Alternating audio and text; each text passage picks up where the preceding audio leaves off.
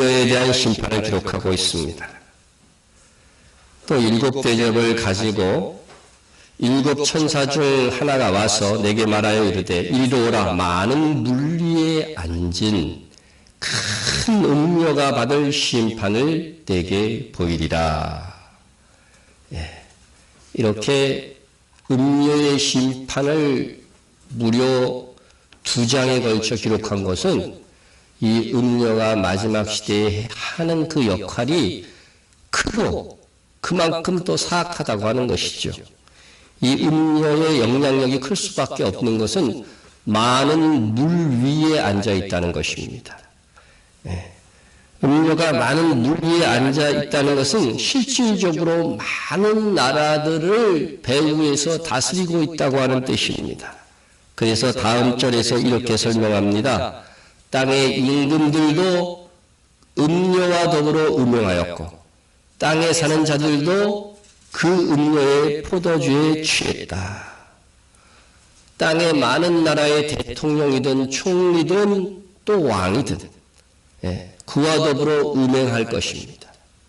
이렇게 많은 왕족에 해당하는 사람들이 음행을 시작하자 또 그 나라의 백성들도 여기에 취해가지고 이 음행의 포도주에 취했다. 그럼 여기서 음녀가 행한 이 음행은 무엇을 뜻하는 것인가? 무엇을 뜻하는 것인가?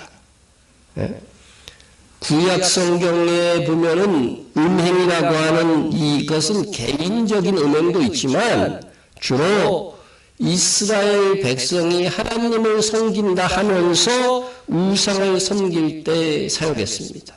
그 예로 많은 구절들이 있지만 2구절만 봅니다. 기드온이 이미 죽음에 이스라엘 자손이 돌아서서 바알들을 따라가 음행하였으며 바알 숭배가 바로 하나님 입장에서는 음행이라고 하는 것입니다.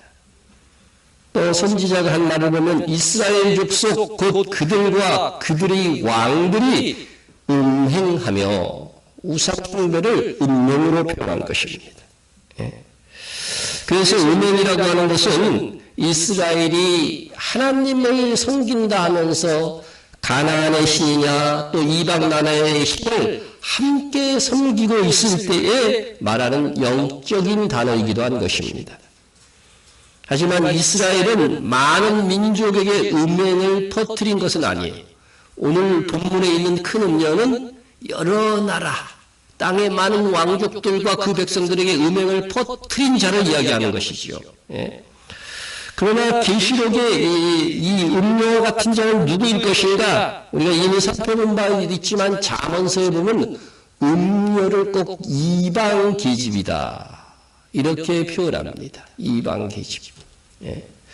지혜가 또 너를 음녀에게서 말로 버리는 이방 계집에게서 구원하리니. 우리 시가서는 앞에 구절과 뒤에 구절이요 같은 의미의 표현이에요. 그러나 다른 표현을 사용할 뿐이죠. 또 이어지는 구절을 보면 내 아들아 너희가 음녀를 연모하겠으며 어찌하여 이방 계집의 가슴을 안겠느냐. 그래서 음녀는 이방입니다. 그래서 이 음녀는 이스라엘이나 하나님의 백성이 아닌 것은 분명합니다. 그런데 구약 성경에 보면은요 이방 민족 중에서도요 음행했다. 하나님을 안 섬기는데도 음행했다 하는 나라가 있어요. 그것이 바로 아수르인데 아수르의 수도가 어디였죠? 니느웨. 이 정도는 알고 있어야 됩니다. 사실 니느웨. 그래서 니느웨가 이렇게 얘기하면 어떻게 돼요? 아수르를 가리키는 거예요. 성경에서. 그리고 예루살렘으로는 뭘 가리켜요? 그냥 이스라엘을 가리키는 전체를 가리키는 거예요. 성경에서 성소 그러면 성전 전체를 또 의미하기도 하고 그렇습니다. 자, 이 니느웨의 성을 음료에 비유하고 있는데 이 음료가 많은 민족을 미혹하게 했다고 이렇게 기록하고 있다고 하는 겁니다. 그러니까 오늘 계시록에 나오는 큰 음료와 똑같은 성격을 갖고 있는 거죠. 니느웨에 대한 경고 곧 엘고스 사람 나훔의 묵시의 그림이라. 여러분 나훔은요 이스라엘 민족에 대해서 예언한 게 아니라 어디에 대해서 예언해요? 니느웨에 대한 묵시를 받아서 한 거예요. 그죠? 예언한 거예요. 이게 왜 성경에 들어와 있는지를 잘 우리가 알아야 되는 거죠. 네? 자, 이는 니느웨에 대해서 이렇게 이는 마술에 능숙한 미모의 음녀가, 여기서도 음녀가 나오잖아요. 아수르가 음녀라는 거예요. 음녀가 많은 음행을 하니라. 그가 그의 음행으로 여러 나라를 미혹하고 그의 마술로 여러 족속을 미혹하느니라. 예.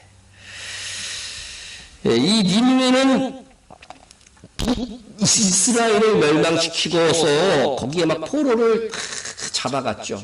그들의 음행이 뭔가 알기 위해서 아수르가 행한 일을 알아야 되는 거죠. 포로로 잡아갔어요. 그리고 남아있는 이스라엘 민족들 중에서 북이스라엘 민족 중에서 좀 가난한 사람들이 주로 주를 이루고 있는 거죠. 예? 그때 이 아수르 왕이 취한 정책이 뭐였냐면요. 아수르 왕이 바벨론과 구다와 아와 하맛과 스발라임에서 사람을 옮겨다가 이스라엘 자손을 대신하여 사마리아 여러 성읍에 두매 그들이 사마리아를 차지하고 그 여러 성읍에 거주하니라. 아수르는 바벨론을 비롯한 이방 도시에서 사람들을 가져와서 북이스라엘의 토착민이 되게 한 거예요. 그래서 거기 남아있는 이스라엘 족속과 어떻게 해요? 섞이게 하는 거예요. 섞이게 하는 겁니다. 이 섞이게 하는 혼합적 책을 폈다고 하는 거예요. 그래서 나온 민족이 누굽니까? 그게 사마리아인이에요. 사마리아. 여기 사마리아에 주로 있었다 그랬죠. 그죠? 이 사람들이. 그래서 사마리아인이 예수님 당시에도 멸시받는 피간견이 섞여서 순수 우리 이스라엘 혈통이 아니야. 그래가지고서 이렇게 멸시를 받은 거죠. 멸시를 받은 거. 사실 이 사마리아인들은 아무 잘못도 없죠. 자기들이 그렇게 가지고서 나온 것 뿐인데 큰 멸시를 받는 거죠. 예. 그래서 이렇게 이스라엘과 통일하도록 만든 거예요. 이방민족. 그래가지고서 이스라엘이 섬기는 하나님을 섬기는 그런 어떤 그 종교 자체를 없애려고 했던 것입니다. 예. 자, 그런데 이 아수르 정책으로 북이스라엘 지역에 온 바벨론 사람들을 위시해서 이렇게 들어와가지고서 정착하게 되자 이는 자신들이 섬기는 신을 가져와서 그대로 섬긴 겁니다. 네? 그러자 기이한 일이 발생했어요. 기이한 일이 발생했습니다. 네. 그들이 처음으로 거기 거주할 때에 여호와를 경외하지 아니하므로 여호와께서 사자들을 그들 가운데 보내심에 몇 사람을 죽인지라. 네. 참 희한한 일이죠. 여호와를 안 믿는 사람들인데 이 사람들이 그죠? 여호와를 경외 안 했다고 그래서 여호와의 사자들 천사들을 보내서 친 거예요. 이 사람들을. 네. 여러분 고대의 전쟁의 승리는 자신의 국가의 신이 상대 국가의 신을 이긴 것으로 간주했어요. 그래서 당연히 패전국은요 그 신상이 다 철거돼요. 신상이 다 철거되고 그것을 섬기는 제사장들은 죽이거나 다 포로로 잡아가거나 해서 그 종교를 말살시킵니다. 예. 근데 이스라엘은 뭐가 없어요? 신상이 없어. 신상이 없는 거죠. 예. 그래서 제사장만 몽땅 잡아가는 겁니다. 예. 그렇게 함으로써 아수르는 이스라엘이 섬기던 하나님으로부터 승리했다고 여긴 것인데 아니 이게 어떻게 된 것인지 여호와의 천사들 그죠? 귀에 끼기 천사들이라고 인식을 한 거예요. 천사들이 나타나가지고서 이주한 사람 몇 사람을 죽이는 이 기이한 일이 발생하니까 두려운 거죠. 이 주민들이요. 두려운 거죠. 이게 그래서 바벨론 왕에게도 보고가 되는 거죠. 예?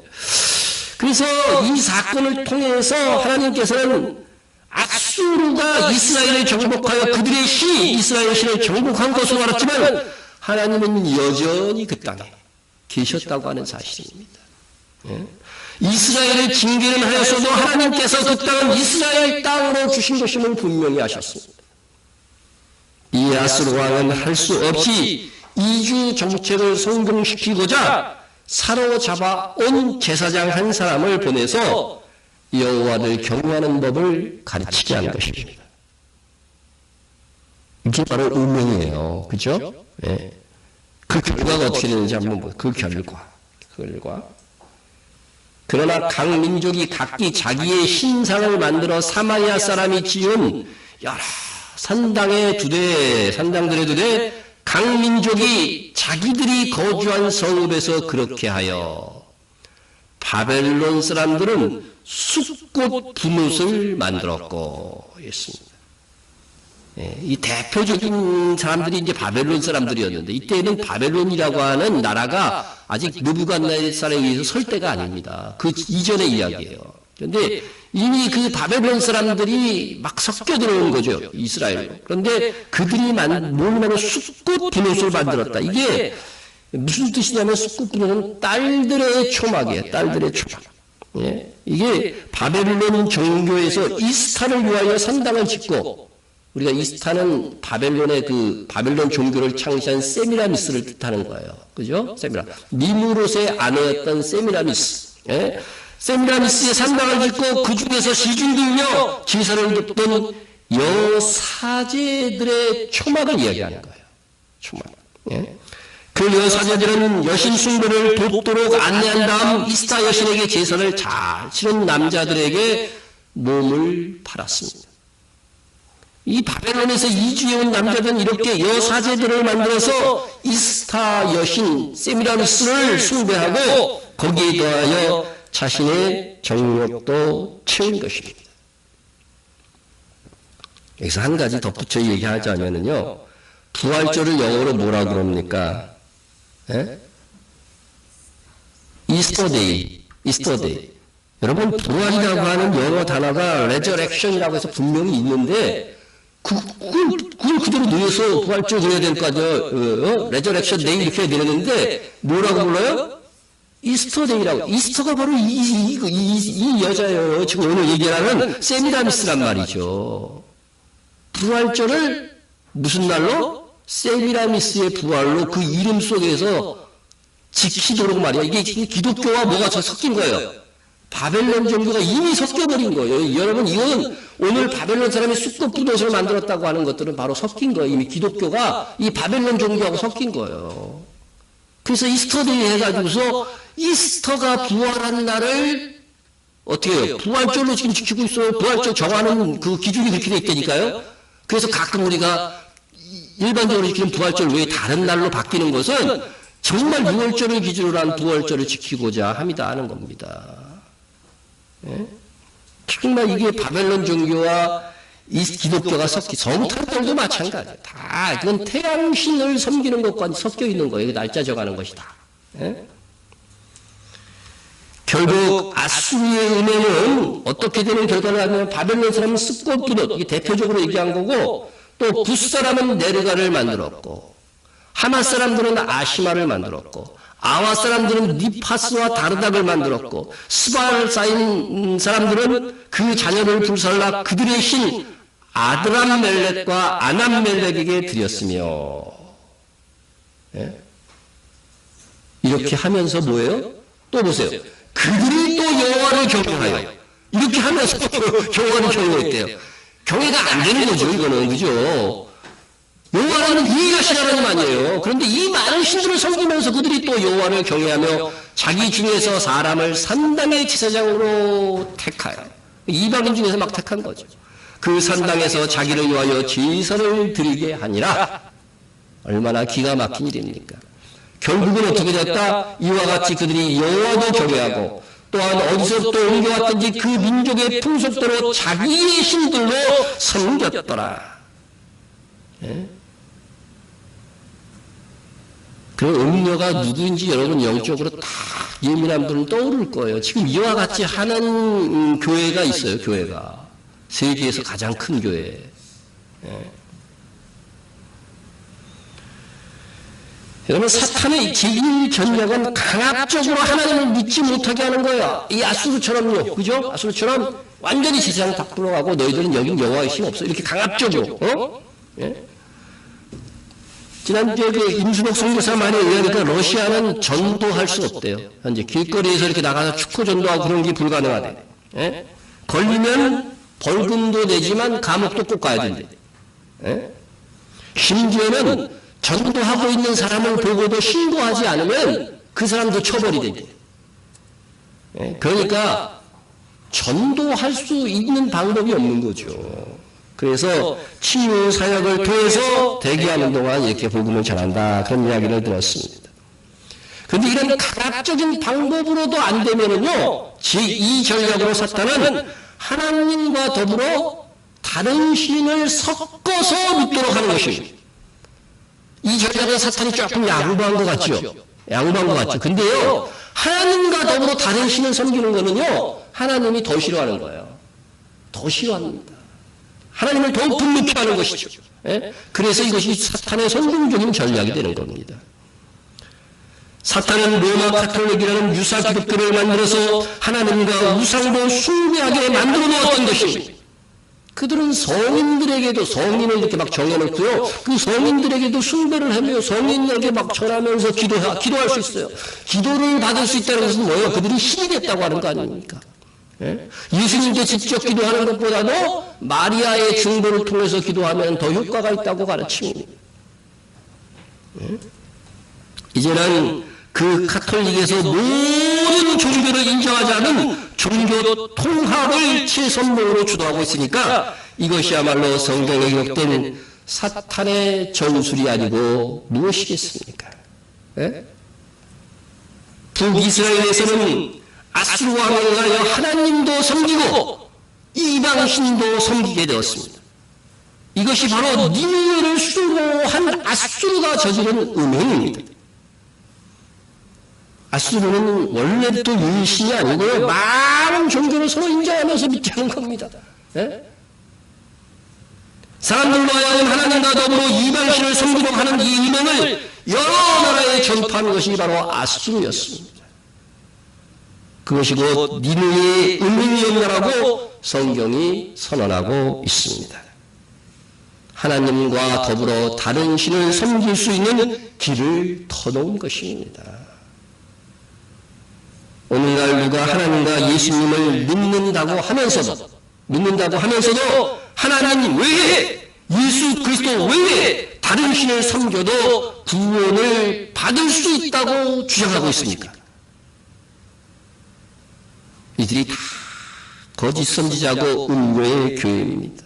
이건 로마 카톨릭뿐만 아니라 개신교회 중에서도 자유주의 신앙에 있는 사람들은 그렇게 주장하거든요. 긍정의 힘을 쓰는 조엘 오스틴, 이 사람들 인터뷰한 동영상을 보면요, 자기는 예수를 구원했다고 믿는다 그래요. 그렇지만 다른 종교에 구원이 없느냐? 그것에 대해서는 대답을 안 한다고. 대답하면 큰일 날 것 같거든. 그런데 여기서 우리가 한 가지 질문을 가져봅니다. 하나님께서 하나님을 섬기고 이방신들도 섬기는 일을 이스라엘 땅에서 방치하신 이유가 어디 있을까?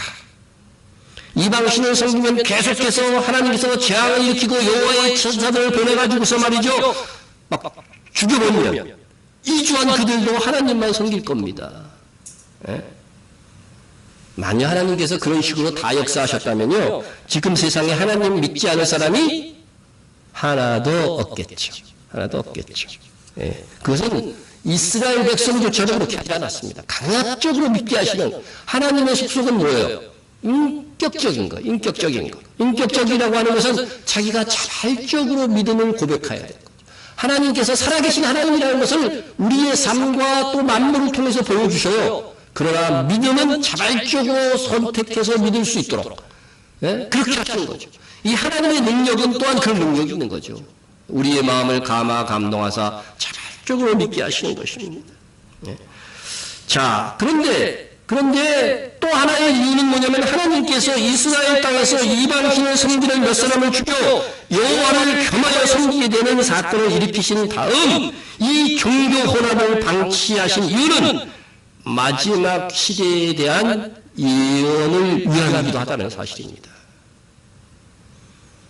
이 사건이 그래서 배교에 대한 예언이 됩니다. 아수르의 음행은 마지막 시대에 음료가 행할 음행의 예고편입니다.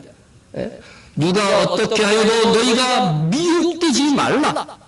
먼저 배교하는 일이 있고 저 불법의 사람 곧 멸망의 악이 나타나기 전에는 그날이 이르지 아니하리. 여러분, 예수님이 오시기 전에 누가 먼저 올 거라고요? 멸망의 아들, 흔히 말하는 적그리스도가 먼저 올 것인데, 또 이 적그리스도가 오기 전에 또 무슨 일이 있다고요? 배교하는 일이 있다는 거예요. 이게 바로 음녀의 교회들이 할 일입니다. 음녀의 도시들이 할 일입니다. 예? 이 배교는 예수 그리스도를 믿음으로 구원을 얻을 수 있지만 다른 종교에서도 구원이 있다고 말하는 것입니다. 그래서 예수님으로만 구원을 얻을 수 있다고 있다는 우리의 이 가장 고결하고 절대 양보할 수 있는 이 진리를 버리는 교회들을 여러분 음녀의 교회다 이렇게 보면 돼요. 음녀의 교회다. 이걸 살펴보면 돼요. 이거는 가톨릭도 있고 개신 교회들 중에서도 이단이라고 안 하는 데서도 그렇게 주장하는 데가 있어요. 지금. 어두교회 주로 WCC에 속한 모든 교회가 그렇다고 볼 수는 없지만 WCC에서 주창하는 교리 자체가 그래요. 예?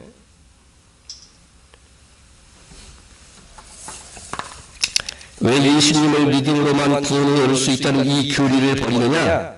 그것은 다른 종교와의 뭐를 위해서? 평화를 위해서 그렇게 막 주창하는 거예요. 평화를 이야기하면은요, 참 좋거든요. 예? 특별히 종교로 인한 테러와 전통이 얼마나 심각합니까? 지금도 중동과 아프리카 및 세계 각지에서 나는 테러의 원인이 종교입니다. 그러니 평화를 위해서는 종교가 하나 되어야 된다. 다른 종교를 인정해야 평화가 증진된다는 명분으로 예수 유일 구원 교리를 포기하자고 하는 것입니다. 그러니까 세상에 테러가 있고 어지럽고 막 극단주의들이 막 일으키는 것들도 이게 지금 다 사탄의 작업이에요. 그래서 이런 것들을 해소하려면 어떻게 해야 된다? 모든 종교를 하나로 묶어야 된다. 그래서 그 안에서 서로를 인정해야 된다. 이런 논리를 제공하고 있는 거예요, 지금. 여러분, 이런 일들을 거대한 영적 시야를 통해서 우리가 볼 수 있어야 됩니다. 예? 기독교가 예수를 믿어야만 구원을 얻는다고 주장한다면 이건 다른 종교를 인정하지 않는 게 되잖아요. 그러니까 평화에 타협이 되지 않는 것입니다. 그래서 기독교의 가장 중요한 교리는 예수님을 믿음으로만 구원을 얻을 수 있다는 이 교리를 평화를 위해서 포기하자고 하는 것입니다. 예? 그런데 이 교리를 포기하면 더 이상 뭐예요? 교회일 수 없는 겁니다. 성도일 수 없는 것입니다. 이런 가르침을 받아들인다면 더 이상 기독교인이 아닌 것입니다.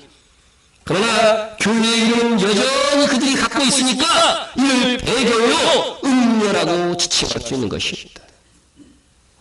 오늘날 평화로 배교한 종교 통합 운동은 명백한 배교이며 그것은 이미 구약 성경에 아수르와 북이스라엘이 서로의 종교를 인정하면서 섞이는 형태로서 예언되어져 있었던 것입니다. 지금도 종교가 섞여 서로 인정하라는 시도가 계속되고 있습니다. 머지않아 공식적으로 모든 종교를 서로 인정하고 종교 간 화해와 평화를 위해서 개종 전도는 하지 말자고 할 것입니다. 이미 교황과 WCC에 속한 교단들은 다른 종교인들에게 전도하는 개종전도, 그 종교 버리고 예수를 믿어야 구원을 얻는다고 이렇게 말하는 것이 개종전도인데 개종전도는 하지 말아야 한다는 식의 주장을 하고 있습니다. 복음 전파하지 말자는 겁니다. 이제는 기독교가 세상의 거의 모든 종교와 연합하여 섞이는 기괴한 일들이 일어날 것입니다. 이 배교의 종교 통합은 참된 성도들이 반평화의 세력으로 몰아 박해하는 수단으로 발전되게 될 것입니다. 여러분, 마지막 때의 대박해는 어떻게 일어날 것인가를 여러분 이 줄거리를 알고 있어야 돼요. 그러니까 2020년대의 종교 통합은요, 그 평화궁전에서 사법재판소가 있는 평화의 궁전에서 모의한다고 하는 것은 보통 일이 아닌 것입니다. 이것은 나중에 뭐로 이어져요? 성도의 박해 근거가 되는 거예요. 평화를 해치는 종교들이라는 거죠. 예? 그러나 어떤 경우라도 우리는 이 믿음은 어린 양 예수님만이 우리의 그리스도로 우리에게 영생을 주실 분으로 믿습니다. 예? 다른 것은 몰라도 이것에는 목숨을 걸어야 참신 자입니다. 예? 여러분, 진리에는 상대적인 진리가 있을 수 있어요. 예? 예를 들어 거짓말하지 말라는 거는요, 상대적인 진리일 수 있어요. 왜냐하면 어떤 사람은 거짓말하는 것이 더 살아가는 경우들이 있어요. 예? 히브리의 산파들이라든가 성경에 나오는 히브리 산파들은 유대인들을 살리기 위해서 거짓말을 하잖아요. 예? 이런 것들은 이제 상대적 진리라고 하는 거죠. 그러나 절대적 진리가 있어요. 절대적. 예수 믿지 않으면요, 구원 얻을 수 없는 거죠. 영생할 수 없는 것이죠. 이것은 어떤 경우로도 양보할 수 없는 것입니다. 예? 이 음료는 이방령이 임한 계시록 12장에 나오는 여자는 참교회, 제가 참 새사람 교회를 상징하는 교회의 모습은 가지고 있을 거예요. 여자가 교회이듯이 음료도 뭐라는 거예요? 교회의 모습은 갖고 있다는 거죠. 예. 그런데 음료는 많은 물 위에 앉아있다 했으니 땅의 많은 나라들을 장악하고 다스리는 것입니다. 그래서 그 음료를 가리켜 땅의 왕들을 다스리는 큰 성이다. 그래서 계시록 17장, 그건 제가 안 해놨군요. 계시록 17장 88절에 보면은 또 내다본 그 여자는 땅의 왕들을 다스리는 큰 성, 큰 도시라 하더라 했습니다. 그래서 이 음료는 큰 도시를 기반으로 하고 있는 종교적 세력인 것입니다. 그래서 만약 이 음료를 이슬람의 음료로 본다면 어디라고 했어요? 메카가 될 것이고, 로마 카톨릭을 음료로 본다고 한다면 로마 바티칸 성이 될 것이고, 만약 기독교에서 나오는 음료로 본다면 그 도시는 뉴욕이 될 가능성이 많습니다. 그런데 계시록 17장에서 말하는 큰 음료는 큰 음료이기 때문에 이 세 도시가 다 음료의 도상에 포함될 수도 있습니다. 계시록 18장에서 이 음료는 큰 성 바벨론이라고 지칭하는데 특히 경제 문제와 관련되어 있는 우상임을 알 수 있습니다. 여러분, 마지막 시대의 우상은 뭐예요? 돈, 경제예요. 그래서 예수님께서 말씀하신 우상은 무엇이냐면은 재물과 돈임입니다. 한 사람이 두 주인을 섬기지 못할 것이니 혹 이를 미워하고 저를 사랑하거나 혹 이를 중히 여기고 저를 경히 여김이라 너희가 하나님과 재물을 겸하여 섬기지 못하느니라. 여러분, 우리가 주여 주여 하죠. 하나님 아버지께도 주여라고 하고 예수님께도 주여라고 합니다. 그것은 우리의 주인은 당신이십니다 이렇게 말하는 건데, 돈이 주인 된다고 하는 건 뭐예요? 돈이 우상이 되는 거예요. 우상이 되는 거죠. 예? 고린도서 3장 5절에서도 탐심은 우상숭배니라. 그래서 이렇게 말하고 있는 거예요. 마지막 시대는요, 보이지 않는 우상이 더 큰 우상인 거예요. 돈이 우상이 되는 겁니다. 예? 하나님보다 돈을 더 사랑하는 사람들은 현접한 우상을 섬기고 있는 것입니다. 더욱이 하나님보다 돈을 더 사랑하면 그 사람은 예수님을 나의 주인으로 섬기고 있는 자가 아닙니다. 이 말은 제 해석이 아니라 주님께서 직접 하신 말씀입니다. 잘되고 번성하기 위한 목적으로 예수님을 믿는 사람이 있다면 그런 실상 예수님을 믿는 사람이 아니며 돈이라는 우상을 섬기고 있는 사람입니다. 그러므로 마지막 시대에 음료의 음행에 물든 사람들은 실상 살펴보면 하나님을 믿는 것이 아니고 돈과 번영의 수단으로 믿는 척하고 교회에 나오는 겁니다. 그런데 예수 그리스도의 유일 구원을 부정하고 모든 종교를 관여하고 세상의 번영과 평화를 기초로 한 거짓 복음을 전 세계에 전하는 음료의 교회요 도성은 놀랍게도 온 세상 임금들을 취하게 하여서 다스리게 할 것이라고 하는 겁니다. 그래서 온 세상 나라의 임금들이 오직 경제, 돈, 사치를 조작할 것입니다. 어느 나라도 어느 정권이든 경제가 폭망하면은 지치하지 않으려고 해요. 국민들이 이미 거기에 취해 있어요. 우리나라 조선시대도 청병이라고 있어서, 그죠? 가난해도 존경하는 사람들이 있었거든요. 선비들 중에. 예? 근데 이제 그런 사고들이 없어진 것입니다. 예? 여러분, 신자유주의, 신자본주의, 뭐 이렇게도 말하는데, 이런 사상들이요, 바로 오늘날 이러한 이 사치를, 이 경제가 최고다고 하는 것들을 조장시키고 있는 거예요. 예? 신자본주의는 뭐냐면요, 무한 경쟁 시대, 글로벌 시대로 하는 거예요. 한국에서 농사를 져서 미국 농민들하고 뭐예요? 경쟁이 되는 거예요. 그러면 여기는 광활한 땅이 있는 거기에서 농사를 지니까 어떻게 해요? 훨씬 싸게 팔 수 있잖아요. 그러면 그걸 그 가격으로 우리가 사오면 어떻게 되고, 한국의 농민들은 죽는 거죠. 글로벌 경쟁, 무한 경쟁 시대, 이런 말도 여러분 많이 들었잖아요. 이게 바로 운명의 수단이에요, 마지막 시대에. 예? 우리나라에서는요, 수입 금지시키고 농민들이 먹고 살게 하기 위해서 우리 농산물들을 주로 사용하는 것이 올바를 것입니다. 그러나 의무적으로 이제 의무 코터라까지 있잖아요, 우리에게요.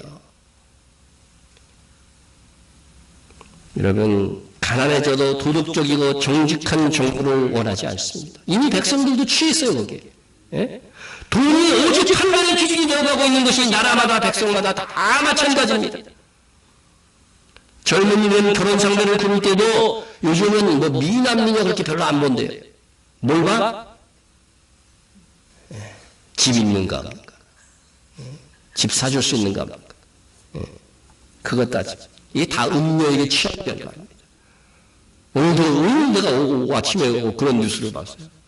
단카세방에서 신혼살림 시작한다. 우리 시대는 그랬잖아요, 막.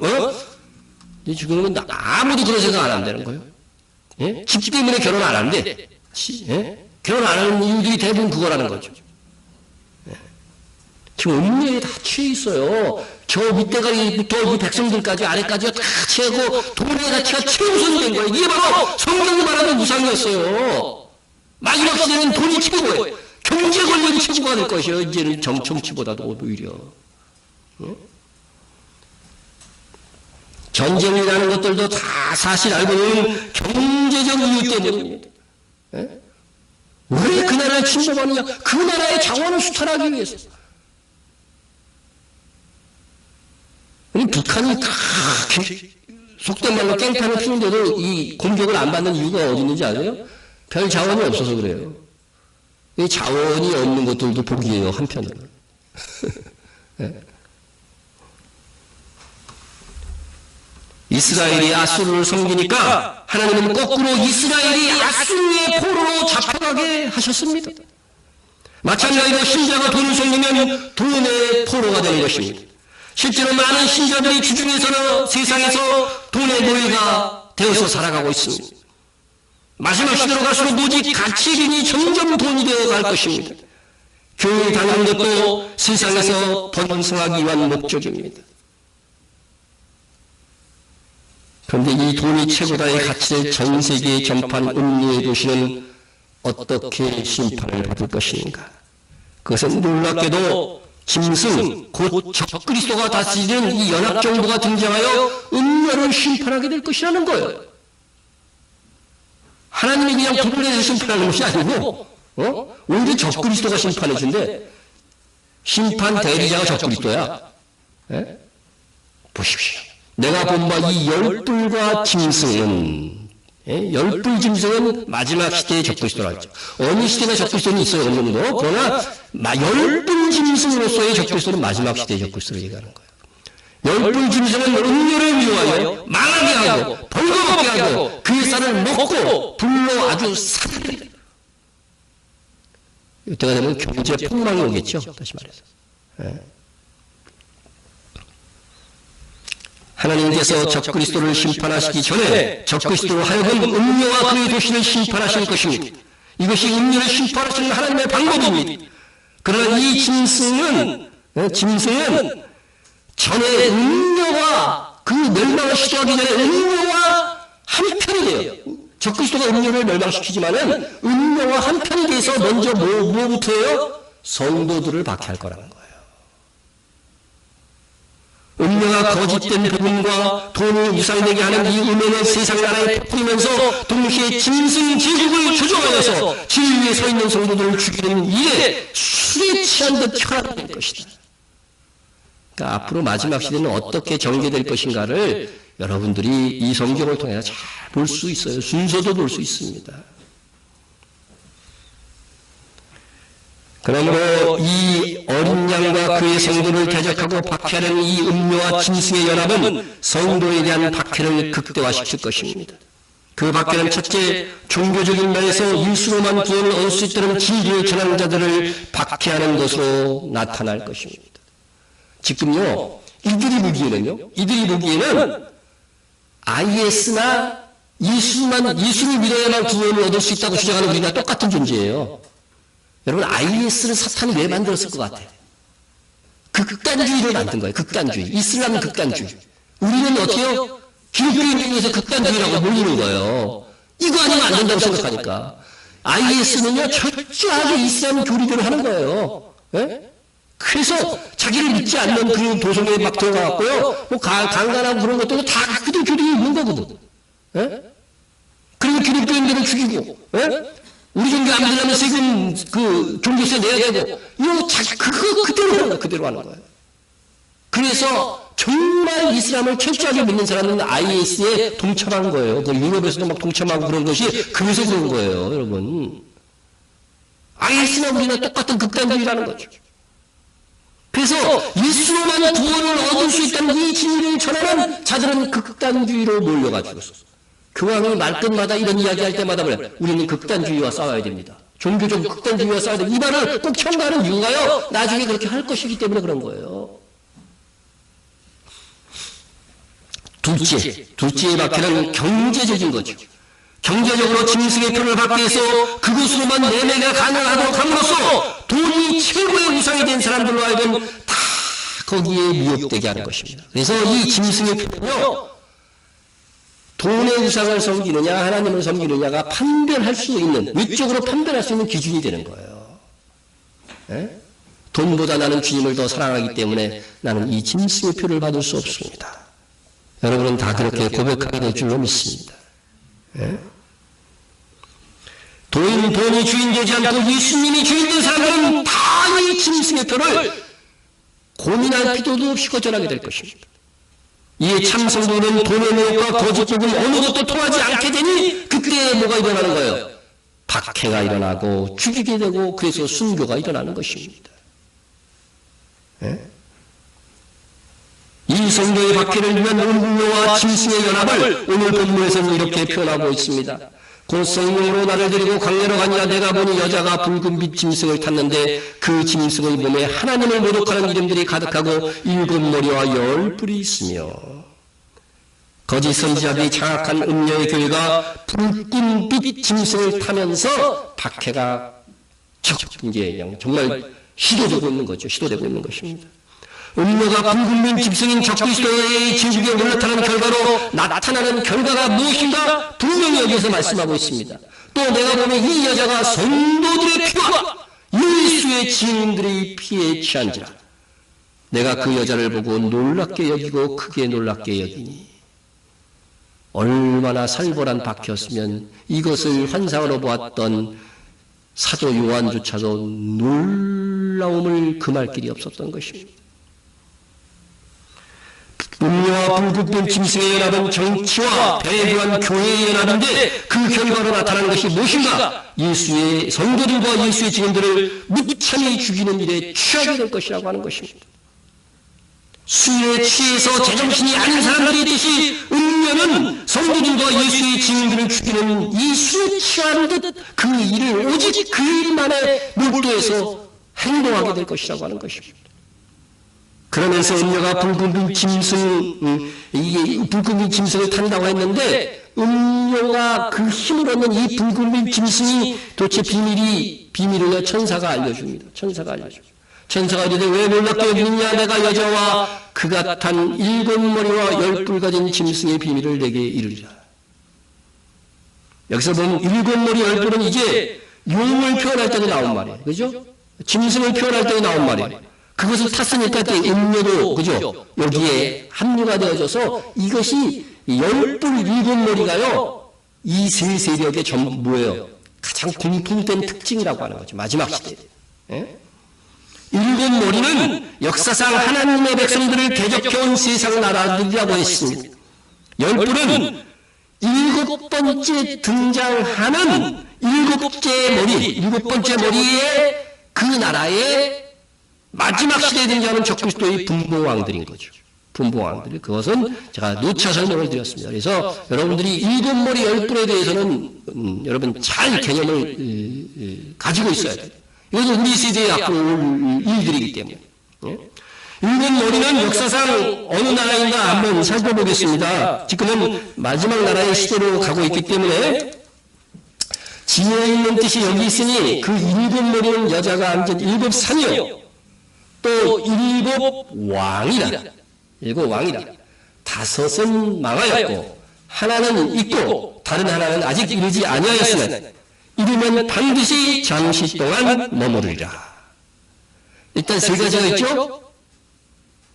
다섯은 망했다는 거예요. 멸망했어요. 이미 등장했다가 망한 나라들. 이 나라들이 어디예요? 이집트. 혹은 구바벨론이라고 주장하는 사람들도 있습니다. 그러나 그건 지나가는 게 중요하지 않습니다. 이집트, 아수르. 세 번째는 바벨론, 네 번째는 메데 파사, 페르시아죠. 그리고 다섯 번째는 헬라. 그렇습니다. 헬라. 그리고 현재 요한계시록을 기록할 당시 그 당시에 존재했던 나라는 하나는 있고 그랬으니까 어느 나라겠어요? 로마일 수밖에 없는 거죠. 그죠? 그러니까 로마까지는 분명히 드러났어요. 그죠? 다른 하나는 아직 이르지 아니하였으나. 요한의 기준에서 아직 다른 하나는 이르지 않았어요. 우리 기준에서 이르렀을까요? 저는 이르렀다고 생각합니다. 이르렀다고 생각하는데 이 이르는 나라 중에서 이 일곱 나라 중에서 나중에 어떻게 돼요? 적그리스도 국가가 나오는 거예요. 이 국가의 회복으로. 그러니까 그것이 또 중요한 것은 뭐냐면 이 일곱 중에 하나가 회복된다고 했지만 이 일곱 번째 나라가 회복되는 거예요.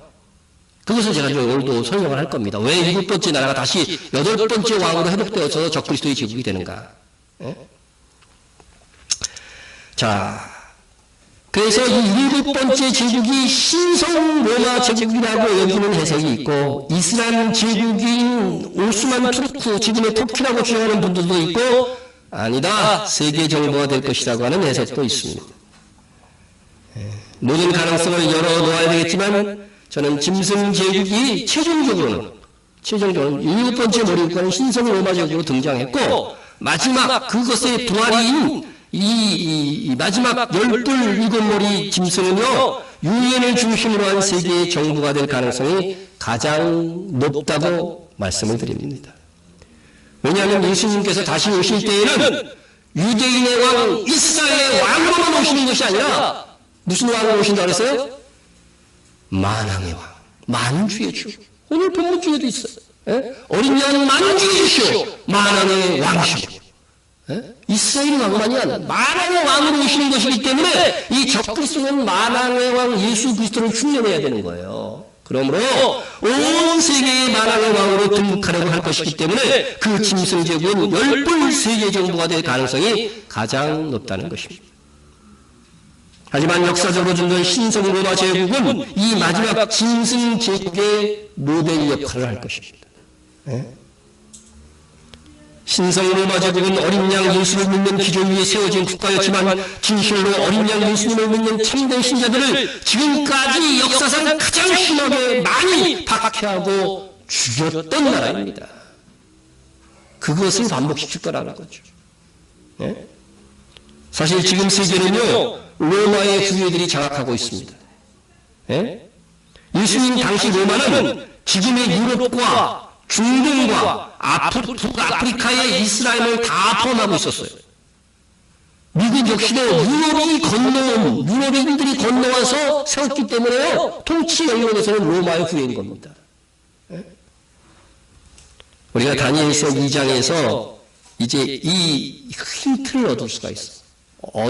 일곱 번째 등장한 나라가 다시 적그리스도의 국가로, 그죠? 연합국가로 열불국가로 등장할 것을 우리가 다니엘서 2장에서 오늘 좀 힌트를 얻겠습니다. 우리가 여러 차례 이 신상이 의미하는 바를 배웠습니다. 머리 금은 어느 나라라고요? 바벨론. 그리고 가슴과 두 팔은 메대와 페르시아. 배와 넓적다리에 있는 노수로 됐는데 뭐예요? 헬라예요. 그래서요, 이 헬라의 알렉산더 이 대왕은 노수로 무기를 만들어요. 노수로 만든 무기로 세계를 정복하는 거예요. 예? 넷째 종아리에는 뭐예요? 쇠가 우리나라 말이야. 철이 우리나라 말이야. 뭐 하여튼 뭐 새든지 철인지 똑같은 말이니까. 이 새로 만든 이 부분, 종아리 부분들은 최근으로서 이슬람적으로 보는 견해도 있지만 헬라를 정복한 로마로 보는 것이 일반적이다. 저도 그렇게 봅니다. 지정적으로는 저도 많이 이 부분을 헷갈렸어요. 그런데 오늘 계시록 17장에서 로마를 여섯째 제국이라고 하였습니다. 로마 여섯째 제국. 실제로 로마는 무기를 뭘로 만들어요? 못이 아니고 철로 만들어요. 쇠로 만들어요. 그런데 다니엘서 2장에서는요, 그러니까 한번 이렇게 보시면은요, 마지막 제국은 뭐가 돼 있어요? 마지막 제국은 로마가 쇠로 돼 있는데 마지막 제국은 뭐로 돼 있어요? 새와 플러스 진흙으로 되어 있다는 거예요. 새가 그대로 있다는 거예요. 새는 로마를 가리키는 것이었다면 마지막 시대도 역시 로마의 부활이 되어야 된다는 거죠. 그죠? 우리가 상식적으로 보면 그렇잖아요. 주님이 신상을 통해서 예언해 주신 이 재료를 통해서 우리가 그것을 깨달을 수가 있습니다. 그런데 일곱 머리는 다니엘서에 안 나와요. 왜냐하면 다니엘서에는 바벨론으로부터 시작해서 세상 끝날까지의, 그죠? 세상 나라를 말하는 것이고, 계시록에서는 우리 전체를, 그죠? 전체 속에서 하나님을 대적하고 성도를 박해한 그런 나라를 말하고 있는 것입니다. 그래서 계시록에서는 일곱 머리, 일곱 나라라고 한 것입니다. 그것은 이제 우리가 한번 도표로 보면 다니엘서 2장에는 첫 번째, 두 번째 나라가 생략되어 있는 거예요. 계시록 17장에는 이집트, 아수르가 있고, 그래서 다니엘서 2장을 보면은 바벨론, 메데파사, 헬라, 로마까지 있고, 그 다음이 뭐예요? 나타나지는 않았지만은 로마와 다른 민족이 섞이는 거죠. 진흙이니까 재료가 달라졌으니까 로마와 다른 민족이 섞이는 그러한 제국이 될 것이라고 하는 것입니다. 계시록 17장은 역시 이집 똑같지만은 1번, 2번 이집트와 아수르가 이렇게 기록되어져서 일곱 머리라고 한 거예요. 그래서 다니엘서에는 10뿔 얘기만 나오지만 계시록에서는 뭐가 나와요? 일곱 머리 10뿔이라고 하는 거죠. 일곱 머리 10뿔. 사탄에게 이것을 허락한 거죠. 단한 것입니다. 자, 지금까지 지금 있는 머리가 여섯째 머리라고 분명하게 말씀하고 있기 때문에 로마는 역사상 하나님을 대적하기 위하여 사탄이 일으킨 여섯째 나라인 것이 틀림이 없습니다. 틀림이 없습니다. 그리고 그 로마가 마지막 때까지 어떻게 돼요? 로마가 이어진다는 거죠. 쇠가 계속 이어지는 걸로 봐서는요. 그죠? 그래서 사탄이 일으킨 여섯째 나라는 로마인 것이 분명합니다. 그럼 일곱째 나라가 어디냐? 여기서 중요한 힌트는 로마가 종아리로서 철로 되어 있다고 하는 것입니다. 그런데 마지막 일본 제국도 철 성분이 그대로 있다는 것입니다. 단지 여섯째 로마와 다른 것은 마지막 시대의 로마는 뭐하고 연합이 돼요? 진흙으로 된 나라들과 연합이 될 것이라고 하는 것입니다. 자, 이 철, 쇠와 진흙이 섞여 있는 것이 무슨 의미냐? 한번 성경을 통해서 봅니다. 그 발가락이 얼마나 세요? 얼마나 진흙인즉 그 나라가 얼마나 든든하고 얼마나 부서질 만한 것이며 왕께서 쇠와 진흙이 섞인 것을 보셨은즉 그들이 다른 민족과 서로 섞일 것이나 그들이 피차에 합하지 아니하니 쇠와 진흙이 합하지 않음 같으리이다. 여러분, 이 제국은 짐승 곧 적그리스도가 등장하는 제국인데 발가락이 10개이듯이 10개의 나라가 구성될 것입니다. 그러니까 다니엘서 2장에서는 10뿔을 10발가락으로 보여주는 거예요. 그죠? 표현이 다르지만 다 같은 의미인 거죠. 자, 그런데 그 재료가 쇠와 진흙이 섞인 의미를 세 가지에서 의미를 찾았어요. 세 가지 의미를 찾았는데, 첫째는 이 10개의 권역으로 나누어진 나라가 쇠와 진흙으로 구성된 것은 쇠는 로마를 의미하는 것이므로 로마의 부유들과 그 외의 다른 나라들이 연합하여 세우는 세계의 정부가 될 가능성이 높은 것입니다. 둘째는 쇠와 진흙이 가지는 의미는 쇠는 강하고 든든한 재료이고 진흙은 부서지기 쉬운 재료이듯이 10개의 이 나라들 중에서 로마의 후예들로 구성된 나라들은 어떻게 돼요? 강대국이라는 거예요. 반면에 그렇지 않은 나라들은 약한 나라인데 이것이 연합될 것이라고 하는 겁니다. 실제로 로마의 후예들이 지금 강대국입니까? 아닙니까? 유럽에 다 선진국이 있죠. 그죠? 미국은 뭐예요? 유럽에서 건너간 사람들이 세운 나라니까. 이것이 로마의 후예인 거예요. 그러니까 현재 세계를 보면 이런 나라들이 아주 강한 위치를 차지하고 있는 거죠. 힘이 강한 거죠. 예? 셋째는 새와 진흙이 붙여놓으면 붙기는 붙죠. 그런데 이게 이질적인 재료이기 때문에 완전한 위치는 되지 못해요. 햇볕이 쨍쨍쨍하면 어떻게 돼요? 떨어질 수밖에 없는 거죠. 예? 그들이 다른 민족과 섞일 것이라고 하였으니까 그들은 로마의 후예일 것이고 그들이 다른 민족과 섞인다는 거예요. 그들은 누구예요? 쇠에 해당하는 로마라는 거죠. 그러니까 마지막 정부는 유럽에서만 시작되는 것이 아니고 세계 각각의 나라, 모든 나라들이 통합되는데요. 그것의 주도권을 쥐고 있는 것은 로마의 후예들이 될 것이라고 하는 거죠. 예? 그렇지만 어떻게 된다고요? 쇠와 진흙이 제대로 붙지 않는 것처럼 일체감을 가질 수 없다는 거죠. 일체감을 가질 수 없다는 거. 그러니까 적그리스도가 마랑의 왕으로 등장하려고 하지만 그 하부 체계에서는요 여러 가지 트러블들이 있을 수밖에 없는 거죠. 그것을 마랑의 왕으로 통치하고 문제없이 평화롭게 정의롭게 공의로 통치하실 분은 누구밖에 없어요? 예수 그리스도밖에 없는 것입니다. 오늘 말씀에서 우리가 깨달아야 하는 것은 마지막 시대에는 섞일 수 없는 것들이 섞인다는 것입니다. 여러분 섞일 수 있는 것과 섞일 수 없는 것이 있죠. 물과 기름이 섞여야 안 섞여요? 제가 기름 한 방울 주기다 물하고 섞여갖고 기름 안 뜨게 해서 오는 분들에게는 제가 1000만원씩 드리겠습니다. 아무리 섞으려도 안 섞여져요. 예? 예? 섞을 수 있는 것들이 있어요. 섞을 수 있어요. 뭐 다른 성물, 과일 주스를 가루로 만들어갖고 물에 탁 타면 어떻게 돼요? 섞이잖아요. 근데 기름은 안 섞이거든요. 이와 같은 것이 섞일 수 있는 것은 섞여도 괜찮아요. 그러나 섞일 수 없는 것들을 섞으려고 할 것이라고요. 마지막 시대는요. 이민족과 자민족이 온전히 섞일 수 없음에도 악한 목적을 가지고 하나의 제국이 되어야 합니다. 강대국이 힘에 의하여 약속에 의해서 어쩔 수 없이 하나의 제국이 되지만 어떻게 돼요? 민족이 다르니까 섞일 수 없는 거죠. 오직 예수님만 맞춰야 할 교회가 진리를 포기하고 이방 종교와 하나로 섞이려고 합니다. 주중에는 돈을 섬기고 주일에만 하나님을 섬기려고 하는 자들이 일어날 것입니다. 절대적 진리가 아닌 상대적 진리만을 주장하게 될 것입니다. 그래서 요즘은 절대적 진리는 없다는 거예요. 기독교를 비롯한 모든 종교가 섞인 짬뽕 종교가 되어갈 것입니다. 좋은 것이 좋다고 포괄할 빌미로 한 타협과 악수가 있을 것입니다. 그리스도인들도 더 이 세상에 섞여서 적당히 타협하며 사는 형태로 변해버릴 것입니다.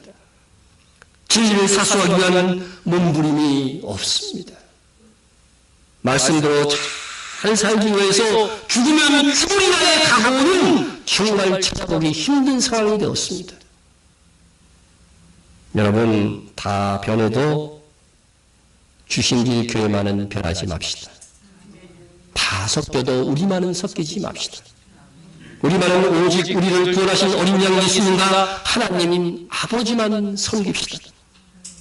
세상과 섞이거나 타협하지 말고 자로나 우르나 치우치지 말고 하나님을 바라보며 우리 모두 정도의 길을 갑시다. 동성으로 한번 기도하겠습니다. 담대한 마음, 강한 믿음을 주옵소서. 섞이지 않으려면 강한 믿음이 필요합니다. 세상과 섞이지 않는 순전한 믿음, 진실한 성도가 되겠습니다. 여러분의 각오를 하나님 앞에 드리세요. 가정과 우리 교회가 깨어 기도하며 이기는 자들로 채워지게 하소서. 여러분 기도해 주시고요.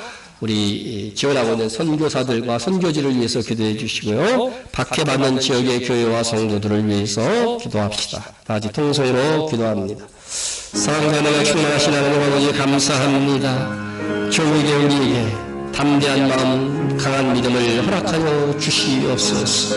두려워하지 않는 믿음을 주옵소서. 놀라지 않는 믿음을 주옵소서. 세상과 섞이지 않는 순전한 믿음으로서 주님의 정결한 신부가 되어지게 하여 주시옵소서. 아버지 하나님이여, 그래서 주님 보시기에 정말 사랑스러운 존재들이 다 될 수 있게 우리 교회와 아버지 우리 가정과 종을 지켜 주시기를 간절히 빌고합니다. 깨어 기도하며 이기는 가정, 깨어 기도하며 이기는 우리 교회 되어질 수 있도록 주님께서 함께하여 주옵소서.